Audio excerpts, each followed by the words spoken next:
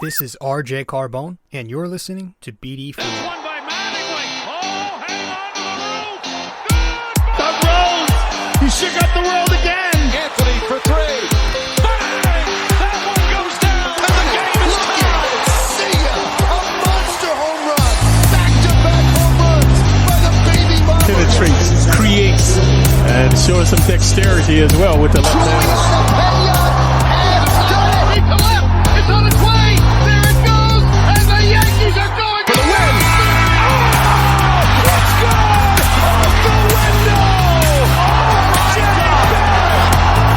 Unbelievable. The first punch he threw. Houston ducks under. Got it! With 8 left. It's time! Yankees win. Yankees win.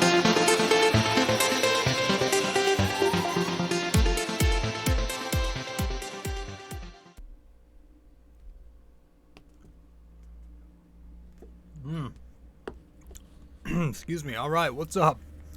What's happening, everybody? Welcome to the show. Welcome to episode 388 of BD4. I'm your host, RJ Carbone. Thanks for joining. Thanks for tuning into the podcast. This morning, this afternoon, maybe it's night when you are listening. But as I am recording, it is Thursday, July 7th. The morning after the Yankees just split a fake series in Pittsburgh. It's tough to get up for those series. But they salvaged it. Felt like a sweep on the Yankees' part because of what they did in the second game. But we'll get to it. Thanks for stopping by. Welcome to the podcast. Again, episode 388 of BD4. Where there's no better way to get your Yankees and Knicks analysis. We also do MMA now too. Yanks every series, Knicks every game, MMA on weekends. Thanks for stopping by. Whether you are listening to the show or watching the podcast on YouTube or Spotify. And if you are listening to the show on Apple Podcasts, be sure to give us a 5-star rating and review, as we are currently a 5-star podcast and would like to keep it that way. Guys, you can also find me on social media. I'm on Facebook at r.j.carbone. And I'm also on Instagram at robjcarbone. And of course, if you like to read, you can always find the Bomber Bacher blog on ultimatesportsnetworks.com, and be sure to use the code 6A2841ERJC. This way, when you subscribe to the Bomber Bacher blog on ultimatesportsnetworks.com, you get a discount, 20% off your subscription and 10% off any merchandise you purchase. I write blogs on there, Knicks and Yankees content. Trying to be as active as I can. I haven't been on there in a month or two because the website, the servers are always down. So I got to figure out what's going on there. I'm sorry about that, but as soon as that's up and running again, we will be active as it gets. We have an entire half of the season to go, so do not worry. Yeah, let's talk Yankees, man, because they split in Pittsburgh, right? Could have been a lot better. Could have been a lot worse. But in the end, this series probably doesn't mean much in the grand scheme of things. Maybe this was more fun pre-Houston Astros series. But like I said, after that Astros series and after the additional loss a couple days ago, whenever that was, series like this don't mean anything to me anymore. You know, just like I've been saying, and I hate to keep bringing that up, that's the one team that's just like in the Yankees' way, and I wanted to see a lot more than what they've showed so far against Houston. So when they go out and they pummel teams like Pittsburgh, it's like, well, I mean, you can't do that against Houston. I'm not asking the Yankees to score 22 runs or was it 16 runs on 22 hits against the Astros. But, like, I'm looking at the Royals. If they can do it, why can't we? They've scored in 3 games so far against Houston this week. They have scored 20 runs. And they're going for the split tonight. So it's like, that's the Kansas City Royals. They're going to be selling. They're going on a fire sale pretty soon. But not going to make this into a negative show. Because, again, the Yankees did their job. At least last night. So let's talk about the series. The Yanks split in Pittsburgh, and we will talk about this 2-game set, a quick one, in Pittsburgh, Pennsylvania. Hopefully this will be a quick show. Only a 2-game set. Don't want to drag this on. So, yeah, enjoy the show. Get to our first break, and we'll get right into it when we get back. Hey guys, so I've noticed that only a small portion of you who watch BD4 on YouTube are actually subscribed. So if you do enjoy this podcast, and maybe you want to be notified when new episodes release, I'd consider subscribing and also hitting that notification bell. This way we can help the channel grow, and you won't miss a single episode of BD4. Alright, let's get back to it.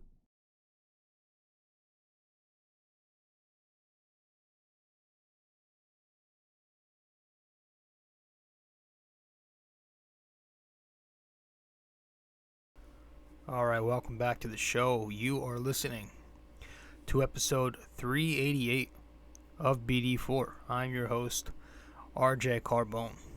So the first game of the set, the Yankees lost. They lost 5-2. You had Jameson Taillon going up against Jose Quintana, who I did not even know was still around. Before the game, I think was when we found out Austin Wells, Yankees catching prospect, was promoted to Double-A Somerset. That was nice to see. He's probably a few years away. I would say 2 years. Anthony Rizzo was a late scratch. He did not play the entire series and probably will miss at least a few more games. Back issues, that's never a good thing to hear. We'll see where that goes.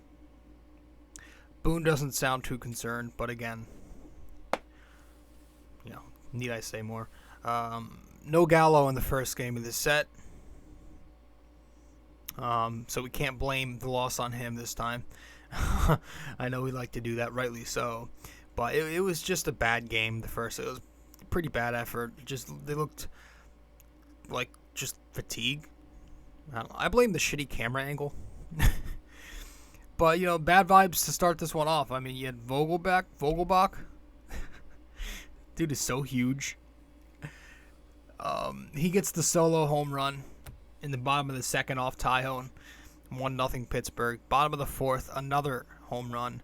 Sawinski, a 2-run bomb off Taillon. Then you get former Yankee prospect Ben Gamel, who's actually doing pretty decently. Rips an RBI double to score a run. It's 4-0 Pirates. Pirates after 4. Top of the fifth, the Yankees chip away a little bit. Aaron Judge, an RBI base hit. Quintana goes 5. Taillon goes 5 1/3. Bottom of the sixth, off Lucas Lidke, it's O'Neal Cruz with the sac fly. That dude's huge, by the way. I don't know if anybody else saw that picture of him standing right kind of next to, a little in front of Judge, but he's a big dude. So he gets a sac fly. Taillon's runner comes in. It's 5-1 Pittsburgh. And then at the top of the eighth, the last run to come across was Matt Carpenter ripping an RBI single, but that was it. 5-2, the Yankees would lose. They scored 5 runs off of 10 hits, 3 of them extra base hits, 2 walks, 9 strikeouts, a double play, 2 for 9 with runners in scoring position, and 9 left on base as a unit. nothing, a lot of missed opportunities offensively. The first inning, Gleyber Torres was stranded at first with 2 outs. Second inning, Aaron Hicks was stranded at second with 2 outs. In the third inning, DJ singled with 1 out. Gleyber doubles with 2 outs. We get nothing there. In the sixth inning, Carpenter was stranded at first with 2 outs off of Crow.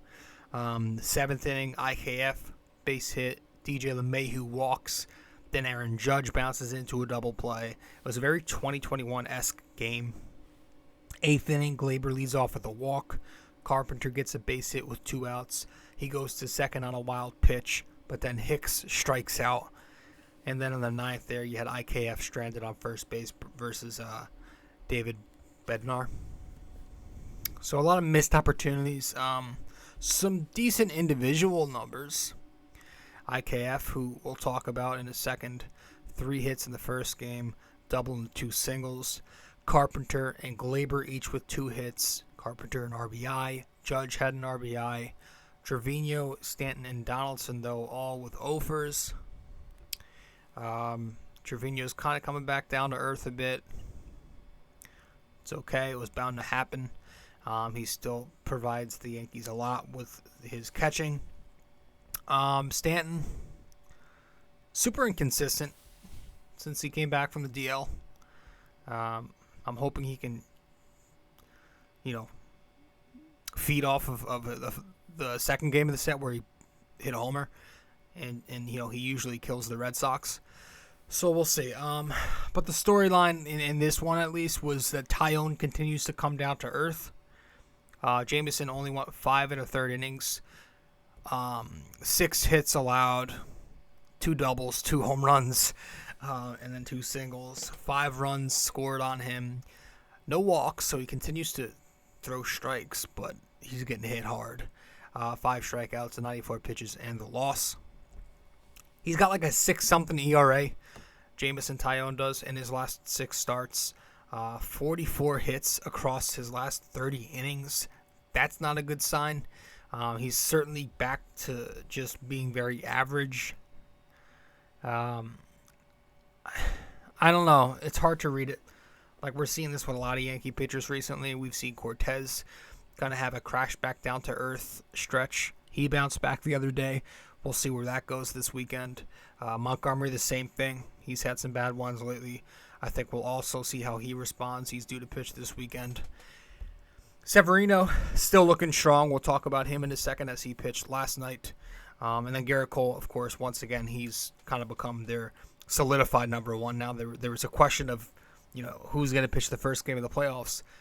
It was a little fun thing Yankees fans were doing, but now it's back to definitely going to be Garrett Cole. Not that it was ever a true doubt. But, Taillon wasn't great. His pitch location was off. His fastball was not great.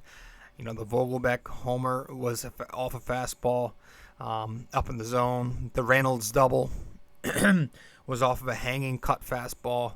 And, of course, he hung a changeup as well. Taillon did to Sawinski for the home run.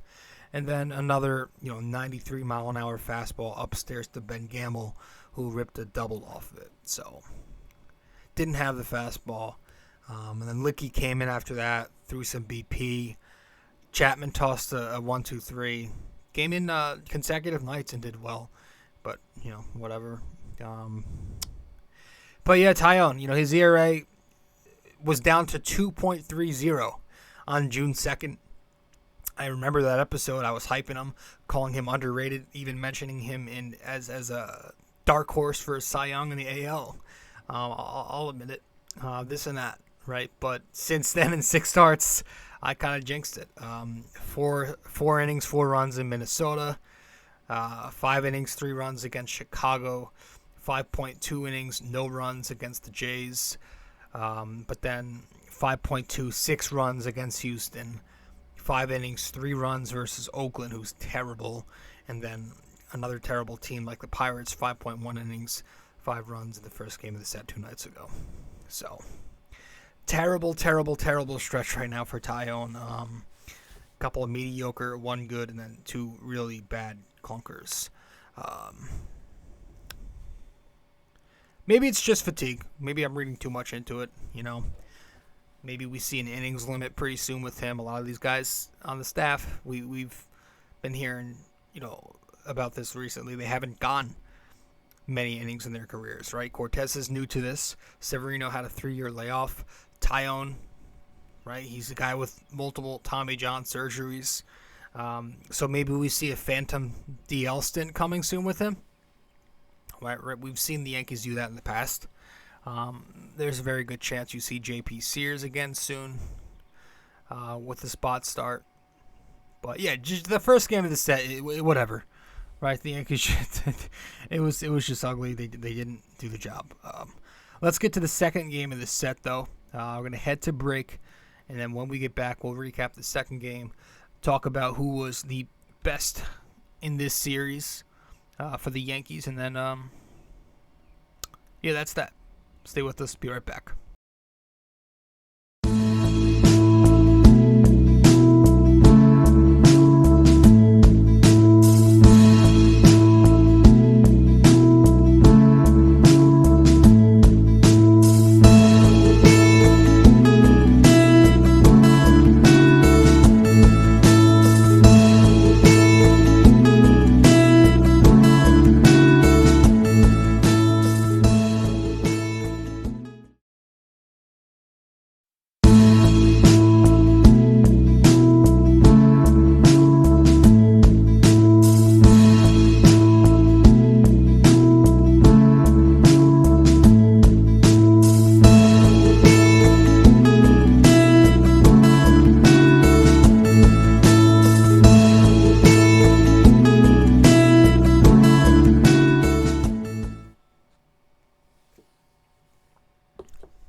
All right, welcome back to the show.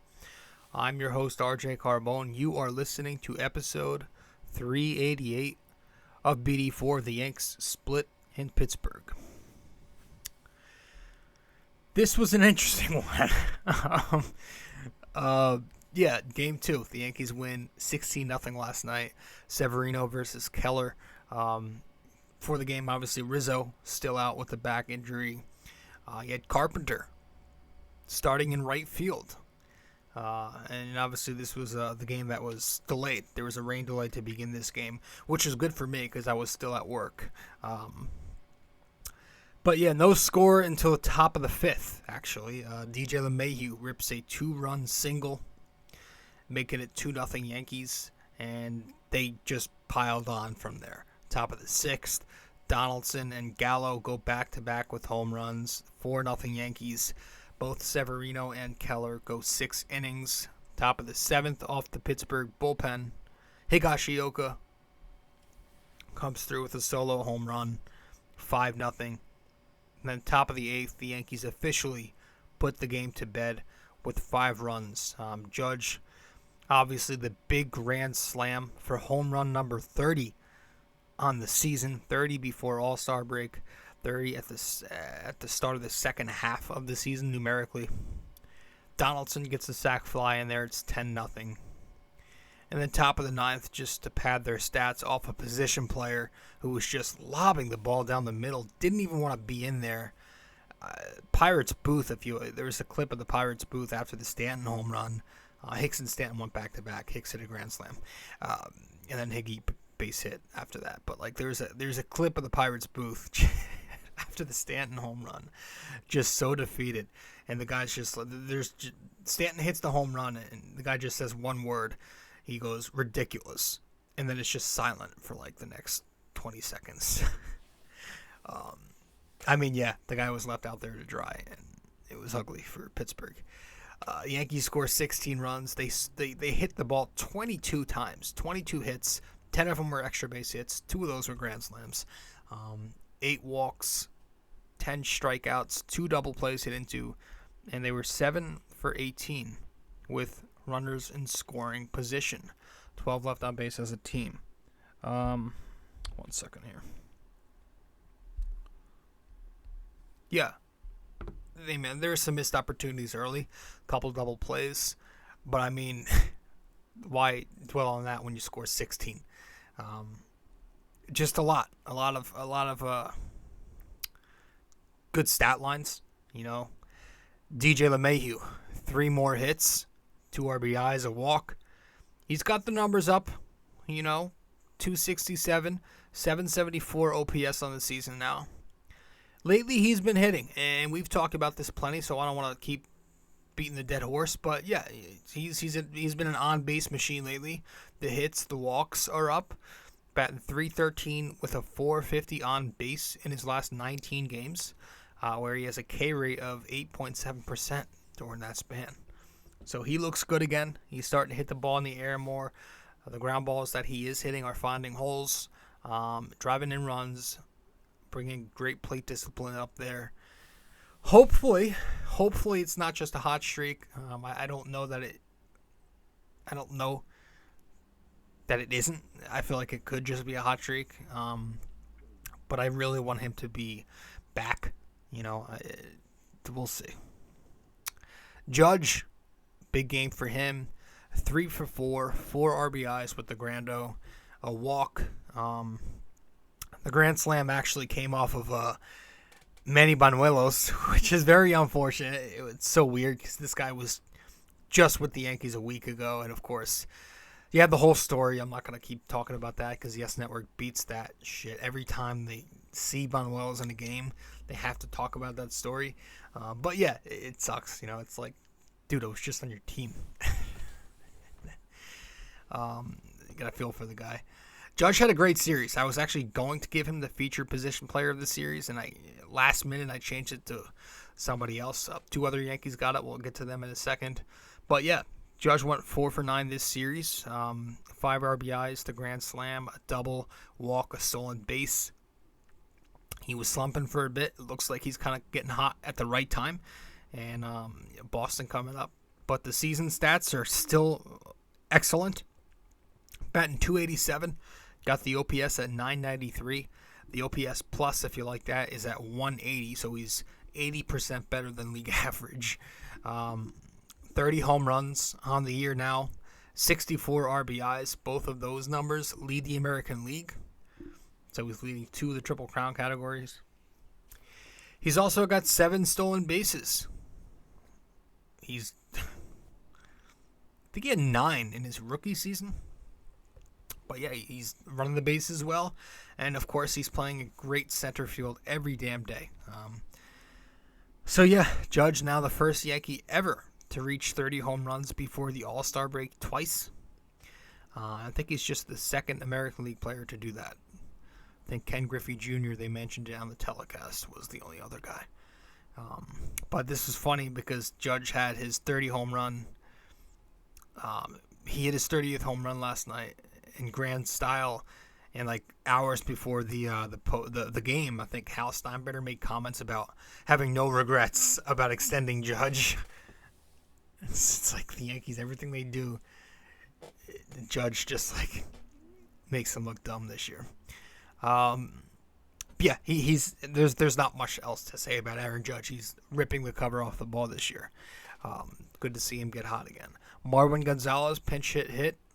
He's quietly been productive this season. He's playing good defense, playing all around the diamond, and he's been productive at the plate. Batting .257 with a .725 OPS.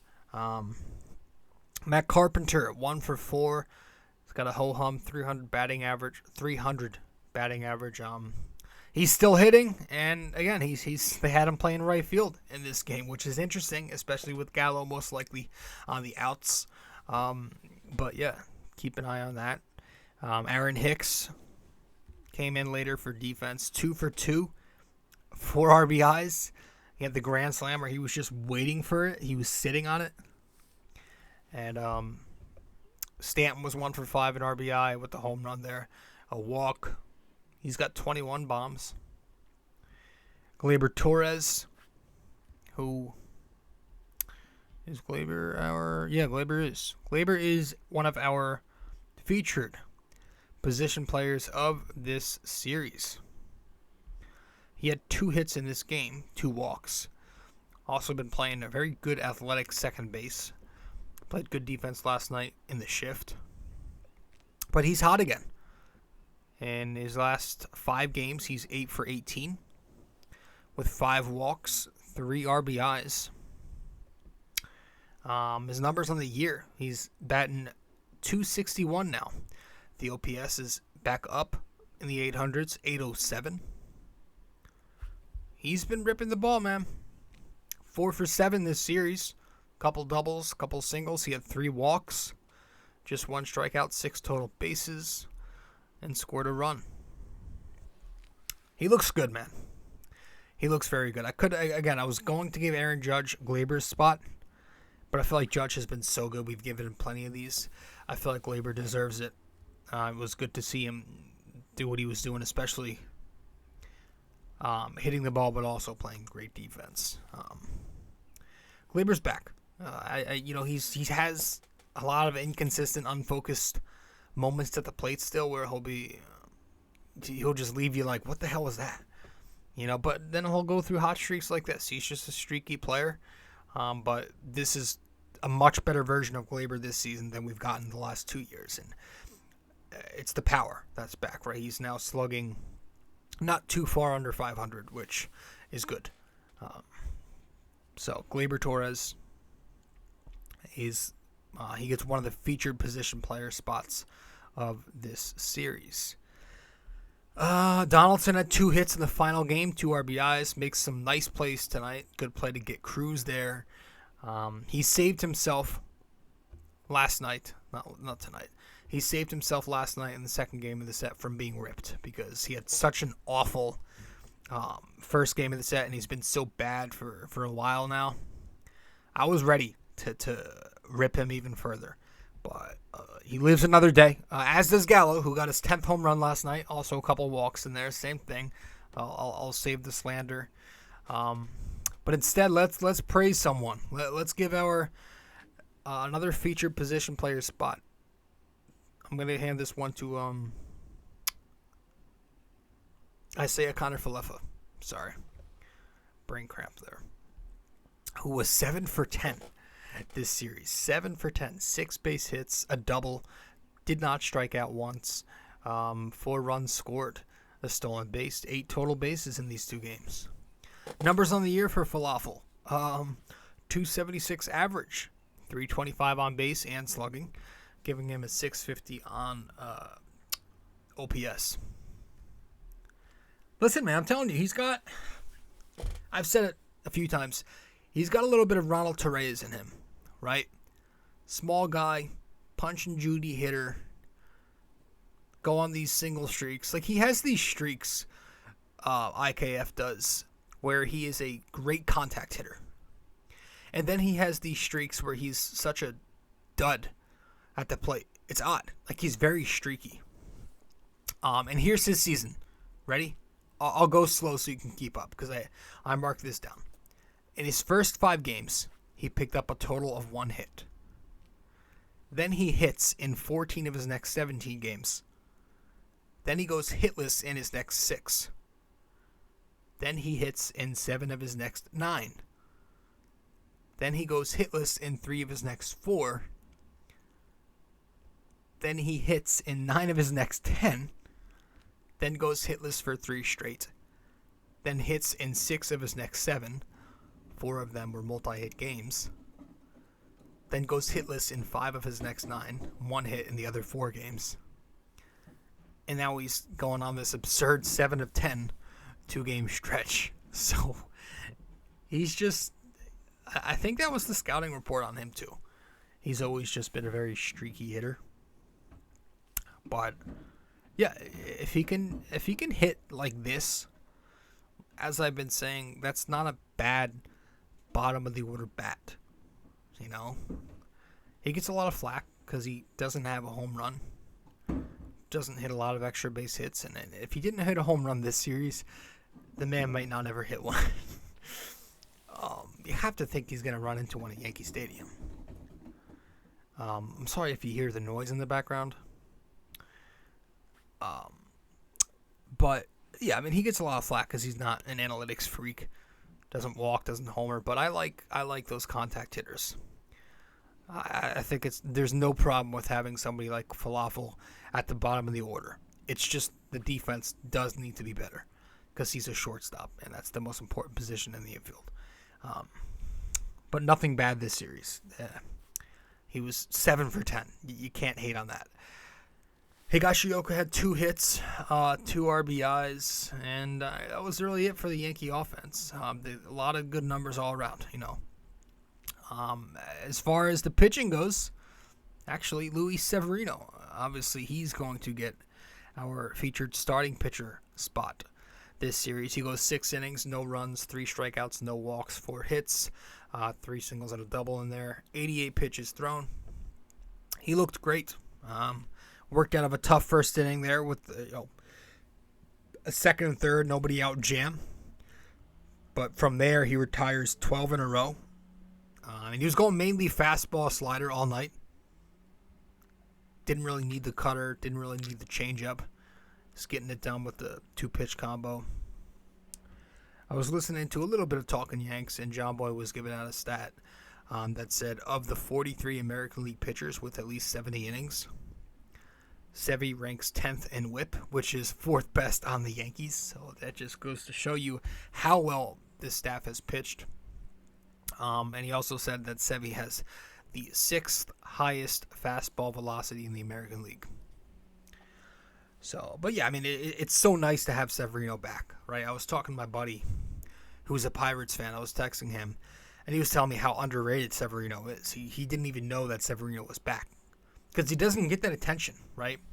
And, I can only imagine where he'd stand in MLB media if he wasn't hurt the last 3 seasons and he continued to do what he's been doing this year and before the injury. But, yeah, he definitely deserves all the credit in the world this season. Pitching to a 3.11 ERA, 5-3 record, 94 strikeouts in 84 innings, 63 hits allowed in those innings, only 23 walks. He's been pitching very good. I mean, I have zero complaints with Luis Severino this year. I mean, he's been the second. You can make a case now. He's been the second best pitcher, maybe Cortez, but no. Yeah, he's been very, very phenomenal. Severino has. Peralta, Chapman, Abreu pitched after him, and they all shut it down. So good on them. But yeah, man, that's it. Nothing else to really add to this series. You got Fenway coming up. You're going to Fenway for 4 games to play the Red Sox. And listen, the Red Sox, they no longer suck. So I'm getting up for this series. I'm excited for it. There's always a little extra flair when the Yankees go to Fenway. I know it's 14 games still, the division lead. It's a lot of games the Yankees are up, but still, like, imagine if the Yankees did some damage this weekend and they pushed it to at least 15 games. I mean, they can really do some damage here. They can really, really do some damage here. They can push them back down to 3rd place, 4th place. I mean, the rest of the American League is pretty damn tight. Even the Baltimore Orioles are somehow 4 games below 500, I think. Last I checked, which was last night. I'm pretty sure I read 4 games. But, yeah, it's going to be a big one for me, man. I want to see the Yankees dominate Fenway. I feel like there's still a little bit of, it's like, I know the Yankees are a better team, but I think a lot has to do with the mental aspect whenever they play Boston. I feel like Boston is still in their heads sometimes. And I feel like whenever these two teams play, it's always a slugfest. Like, recent memory is telling me. I have to look at the stats. I haven't, dug into the numbers. But, I feel like it's always a high-scoring affair. At least in recent seasons when these two teams meet. Granted, both of their ballparks are very hitter-friendly in certain parts. But, yeah. I'm excited.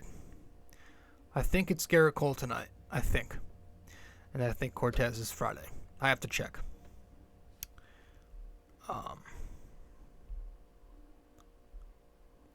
Yeah. I don't think I have anything else to add. It's just, this series wasn't anything there were no indicators to the series. The only things you can really take away is that hopefully some of those stat padding performances help those certain guys build off it, right? So let's get to our final break. We'll get back and we'll wrap it up with the NYY-NYK-MMA question of the day. Stay with us. Be right back. Studio 69 Productions is a podcast production agency created by Leo Rodriguez to allow content creators to market their podcast. It's an online platform that will market your podcast or any other project that you're working on. Get in touch with Leo Rodriguez from Studio 69 Productions. You can find Studio 69 Productions on Instagram at Studio69NJ. Studio 69 Productions, where dreams are heard and born.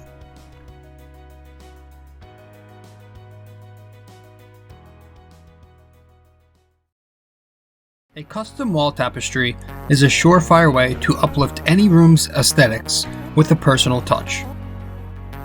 This 100% polyester wall tapestry comes with hemmed edges for extra durability, while its mildew and water-resistant properties ensure years' worth of decorating bliss.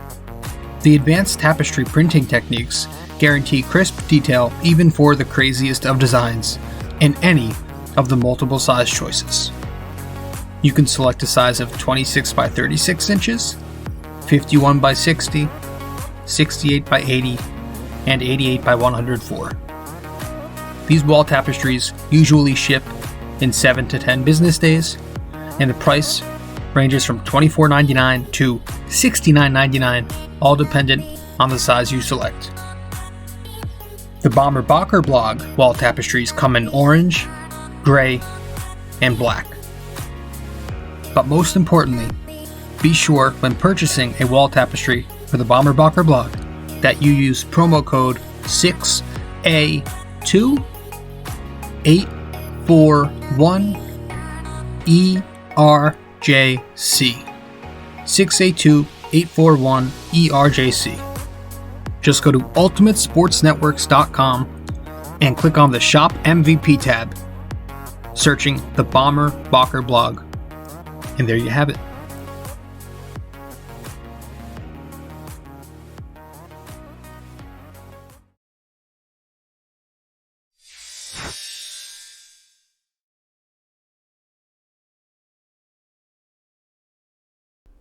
All right, welcome back to the show.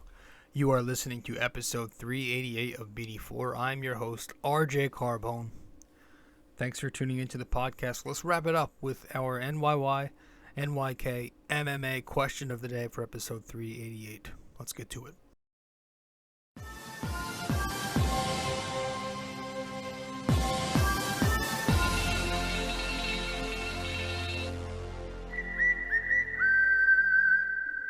All right. So for this episode 388 of BD4, our NYY-NYK-MMA question of the day is: how many World Series titles did Joe DiMaggio win?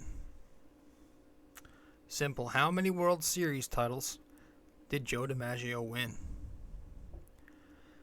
So let me know the answer wherever you can reach me. If you get the answer correct, I'll give you a shout out in the next episode. If you don't get it correct, but you at least attempt to guess the answer, I'll let you know what the answer is in the next show. I think that's it, guys. I appreciate you tuning in. Again, the Yankees do the job. They get it done. They split in Pittsburgh, score 18 runs, allow 5. That's a plus 13 run differential in the 2 games. So they did enough. And now they head to Boston. Now they go to Fenway Park to take on Boston, which should be interesting. 4-game set. Now, if I'm busy this week, the rest of the week, if I'm busy today, tomorrow, I probably won't split this 4-gamer in half, because you know how we've been doing 2 episodes during these 4-game series. So if I'm busy, I'll probably just wait until the end of the series to discuss all 4 games. But if I'm not, if I can find time, I'll do what we've been doing, which we'll have a mid-series episode and then a post-series episode. So we will see. But big one in Fenway. I think the Yankees need to go out there and just shut Boston up once and for all.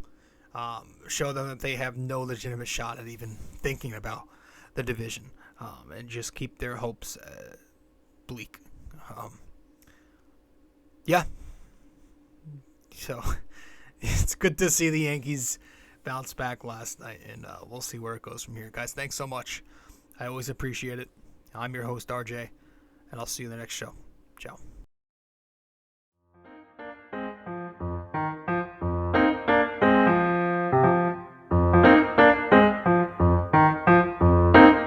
This podcast is brought to you by Anchor. It's the best way to make a podcast. Download the Anchor app or go to anchor.fm.